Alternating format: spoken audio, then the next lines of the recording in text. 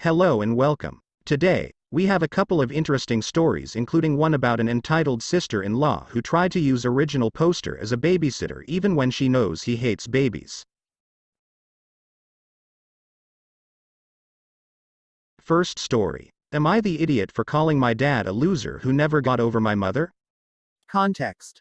My 31 male father, 59 male, got a divorce from my mother when I was 13 because he cheated. My sister, 28F, Lily, who was 10 at the time, caught them and told my mother. My dad ended up marrying his affair partner, but he's always resented his sister for this. My mother never forgave him and she never spoke to him again outside of co-parenting.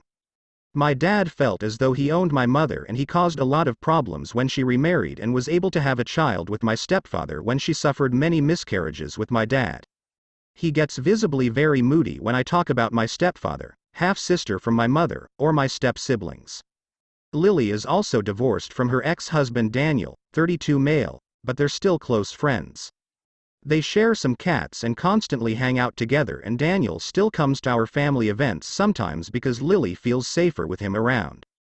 They're both autistic, so I think they don't want to bother finding someone else to be close to. They don't live together anymore, but most of their free time together. My dad constantly mocks Lily for hanging out with her ex. He alternates between saying Daniel is a loser and not good enough for her, calling her a loser for not getting over him, or trying to convince her to date one of his friend's sons. Lily gets very overwhelmed, but she likes to handle things on her own, so she tells him to leave her alone. However, at a recent family function, my dad decided to taunt her in front of everyone.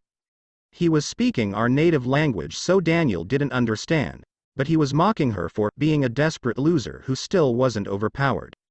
It was pretty vile and Lily became visibly upset. I had enough, so I said, in English, that he was a pathetic loser who never got over my mother and was taking his frustrations out on Lily for something she did as a child. I then said that he was jealous that Lily was able to have a good relationship with her ex-spouse because he wasn't. He was infuriated and we got into a massive argument. Daniel, Lily and I ended up leaving, and a few cousins did too. The whole family is split. Most of the older generation is saying that I'm a disrespectful idiot and I should have defended Lily without insulting my father. Our cousins say that I was right and he deserved every word I said. Lily is upset about the argument because it triggered her, but she says that what she said and did was right. Daniel has the same opinion as Lily. Am I the idiot? The replies. Not the idiot. Older generations sometimes demand unconditional respect and politeness, even when they are disrespectful and rude. That's not okay. This is one of those truths about some people and their behavior that makes me feel incredibly icky. I find that people of this particular mindset need the kind of dressing down that original poster laid on her father. If you can't respect me as a person, then you damn well better fear me as someone who will put you in your effing place in public or otherwise. Second reply. Not the idiot. Even if Lily wasn't a child, holding a grudge because he cheated and she snitched is baffling, because was she not gonna tell her mother and protect/chose her over a cheating idiot? He should be ashamed for putting his daughter in an uncomfortable position. You should have said it's not her effing problem he couldn't put his D under his pants. She did what she do for her mother and he's delusional for thinking she'd ever choose him over her. Not only did she do it to protect her mother, which possibly is the case, but what child sees daddy messing with another woman, and not saying something? Especially at that age, she didn't know what the consequences would be, she just knew her father was doing something he shouldn't be doing and mentioned it to her mom. I did that when I was 5 and my dad took me on an actual date with him.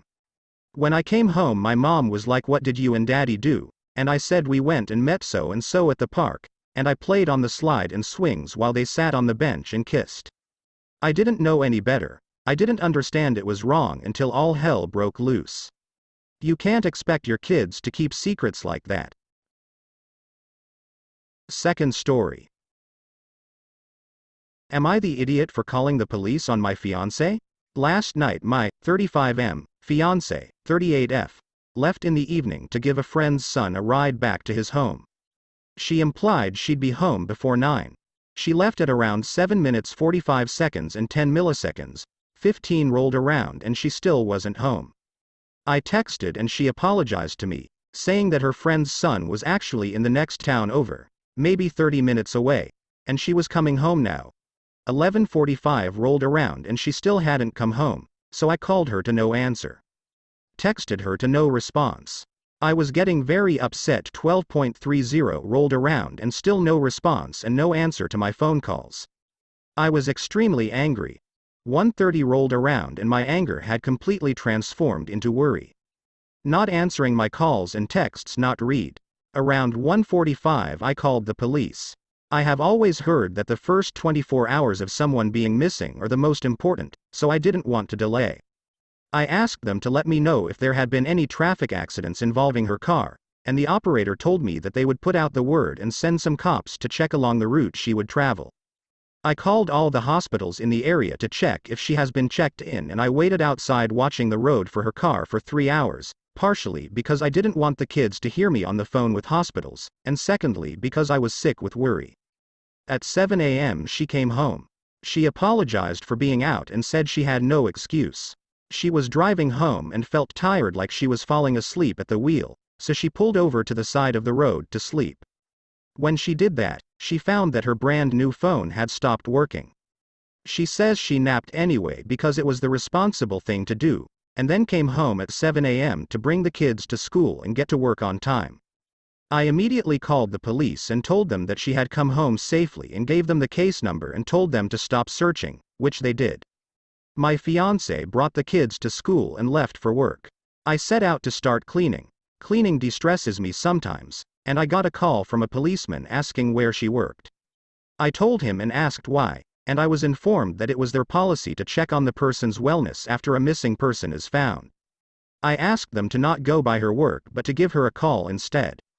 He said he couldn't promise. My fiancé is relatively new to her job. A police officer showed up and asked to speak with her. She is now enraged at me for calling the police and sending a cop to her work, and making her look bad. She is saying I overreacted and that she wasn't missing and that I was punishing her for doing the responsible thing and not driving while drowsy. She is saying that she is never going to leave the house again except for work because she is afraid I'm going to call the cops on her again. So did I overreact? Should I have waited 2 days as she suggests? The replies. Not the idiot. But you know she's lying, right? The original poster replies. I do suspect that the story isn't truthful, but she doesn't really have a history of lying to me, so I've been trying to give her the benefit of the doubt. Second reply. Not the idiot. I don't believe her story one bit. Driving a kid home and disappearing for the entire night is a massive red flag. How does she not even know where he lives when she started the drive? How old is this kid? Pulling over and sleeping on the side of the road for a 30-minute drive is nuts. She is now turning this around to say she is the victim of your actions. Original poster replies. The kid is 17, I believe. She was picking him up from somewhere he was at, I don't remember where, and bringing him home to her friend. Third reply. Not the idiot. But even if that phone was dropped in a toilet, it was working when she got home. It is the policy for them to check in person. After all, they have to see that the person is alive and well because anyone could make a phone call and say it. The dude is 30 minutes away, but stops to sleep on the side? If you reported her missing, her car would also be noted. If she was on the side sleeping somewhere, wouldn't they have seen the car and well woken her up? Her story reeks. Don't fall for it, dude. She's still only a fiancé. Don't make her a wife before this is cleared up with legitimate reasons. Because none of hers seem right. Third story. Am I the idiot for telling my son-in-law that I will call the cops for child abandonment the moment she steps out of the house? I, 25 male, my brother Jack, 27 male, and his wife Jill, 25 female. It all started when Jack and Jill got pregnant. Their lease almost ended and my parents invited them to stay at our house. The day they came, Jack asked me why I haven't moved out of my room yet. I was confused, like WTF, he told me that he and Jill will be in my room and I go to the guest room. I refused, but my parents got mad, and we got into a fight. I lost and ended up in the much smaller guest room. Then Jill had a problem with my cooking. I eat scrambled eggs with mozzarella and avocado every day for breakfast and she couldn't stand the smell. She asked me to stop, but I refused. My parents got involved, and I had to stop. There were problems with other food too, and I had to stop cooking them. I was told I must be more accommodating cause she is pregnant, like that is my problem. Then Jill started to boss me around. We were alone for 8 hours while my parents and Jack worked. She obviously thought I will be her maid. I refused, and she threw a temper tantrum, like always, and I again had a big fight with Jack and my parents. I was told that she had a high-risk pregnancy and was on bed rest, and I'm an idiot for not helping her. I told Jack that he knocked her up, it was his responsibility. I stood my ground and in the end, Jill's cousin came to help her sometimes. Then Jill gave birth to my nephew. I congratulated them when they came home, and that is it. I don't like babies, so I mostly keep them for myself now. But that doesn't stop Jill to ask for favors. Please watch the baby while I take a quick shower. Please watch it while I make myself some food, etc. I always refuse and we all have new fights over and over again. It all came to head last Friday when she asked me to watch my nephew while she goes to the pharmacy for baby formula. I refused. She got mad and we fought. She grabbed her purse to go anyway and I told her that the moment she walks out that door I will call the police for child abandonment. I was serious and she knew it.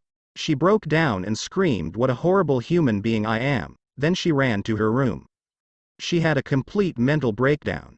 When Jack and my parents came home we had the biggest fight yet. Jack accused me of hating Jill and my nephew, among other things. I told him I refuse to bond because they will weaponize him against me. My parents told me enough is enough. That they can't believe they raised such a selfish human being. And that either I help or I move out. I'm thinking of the second option. Am I the idiot? The replies and updates are in the comments. This sounds like a super shitty situation in general. Info. Why can't Jill take the baby with her on her errands? Why do you still live at home and how much rent do you pay? How much rent do Jack and Jill pay? Original poster replies. I am a major contributor. Jack and Jill pay zero. Jill doesn't work. I wanted to stay home and take care of my parents when they are old. I will never have a partner and children, because of reasons, so taking care of my parents was the plan. The moment I move out they will have problems paying for the mortgage and all other expenses. The entitled princess will probably have to go back to work. Second reply. Then move out, then your parents would see they need you. Even if you move back in after a few months. Also, you say you pay the mortgage, is the house under your name too? 'Cause if not, make sure it is if you gonna keep paying. Your brother and son-in-law sound like they would want the house should anything happen to your parents. Original poster replies. The moment I move out our relationship will end. It's easier said than done. I don't think even my parents expect me to actually do it. I just contribute. Nothing is in my name. Third reply. Dude. You're gonna spend your life providing for your parents and paying half their mortgage only for them to die and leave the house to your brother because he has a family so he needs it more, and then find yourself evicted by said brother because his family needs the. Stop putting your money into something that isn't yours and maybe look into some sessions with a therapist to help you work through the feelings that have you willing to live in complete discomfort for the sake of maintaining a one-sided relationship with your family. Do not doubt that it is one-sided and you are setting yourself on fire to keep them warm.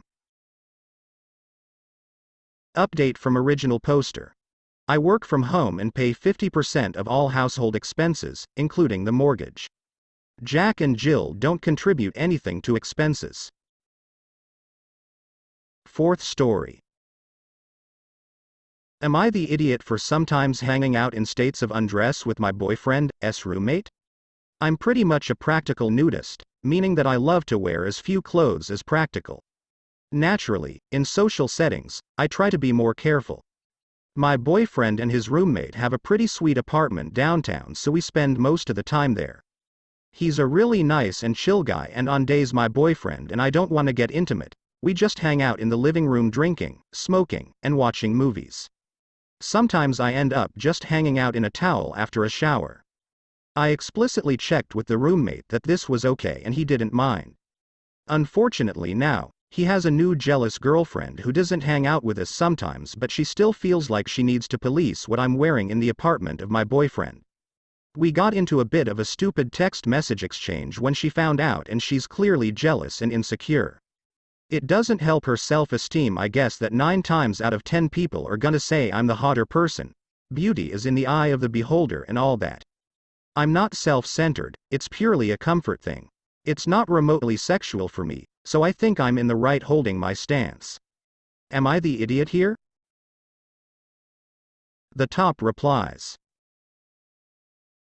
You are the idiot. It's a shared apartment. If your boyfriend's roommate is paying rent and he says that you shouldn't be practically nude in shared spaces, then you should respect his wishes as a paying member of the household.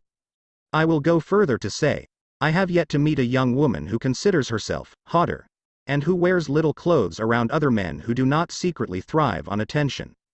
I know this is something I'm going to get downvoted into oblivion for, and I was pretty oblivious to it until my fiancé pointed it, but ever since having it pointed out, I'm hyper aware of it. Even if it's subconscious, you're likely doing the same.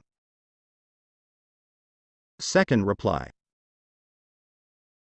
You know what? I'm hot. I'm also chronically hot all the time and have been my whole life. I, too, love to be comfortable. If it were just a comfort thing, I would be most comfortable going everywhere in a tank top and some panties. Do you know why I don't? Because it's so damn weird to prance around in front of other people like this. Oh, you mean, not in public. Got it. When I go over to other people's houses, I don't strip down to just a tank top and panties. I'm also not about to ask the people I'm visiting, hey, mind if I take off my clothes and lounge around on your furniture like a cat? I promise I'm not vain. It's just a comfort thing. I hope your boyfriend's roomie gets a girlfriend that's hotter than you, and she likes to walk around naked. I'm far from a prude. If you were at a nude beach, go for it. But you seem to be really into the idea that you're so much hotter than this dude's girlfriend, and she's obviously super jealous of you. Meanwhile, she likely thinks that you're a strange, little creature with no social skills who likes to parade about in a small cloth, much like Gollum. You are the idiot. Update from original poster. I would cover up if she was around, for sure. I don't intend to make anyone uncomfortable, that was said in the beginning.